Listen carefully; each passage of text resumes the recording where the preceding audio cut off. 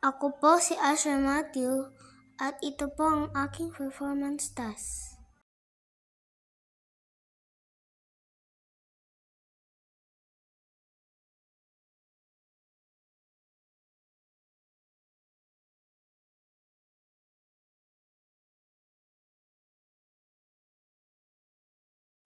Day 1, kaayusan sa sarili. Ang pagligpit ko sa aking higaan, pagkagising ay isang gawain na nagpapakita ng disiplina at pagkamaayos ko sa aking sarili. Sa pagliligpit ko ng higaan, naging maayos at malinis ang aking kwarto.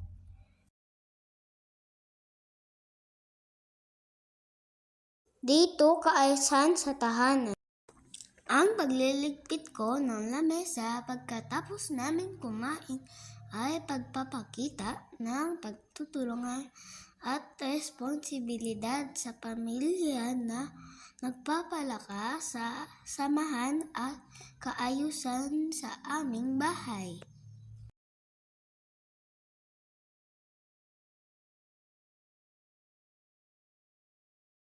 Day 3, kaayusan sa paaralan.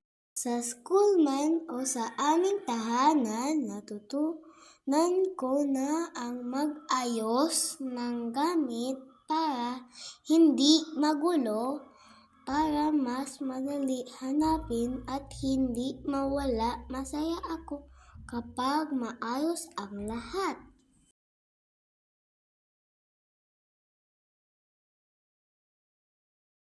Day 4, kaayusan sa pakikitungo sa kapwa. Pag nakikita ko si Lola, nagmamano ako sa kanya. Ito ay paraan ng pagpapakita ko ng paggalang sa kanya. Kapag nakikipag-usap ako kay Lola, gumagamit ako ng magalang na salita tulad ng po at opo. Sa ganitong paraan, nirespeto ko siya at nagpapakita ako ng pagmamahal.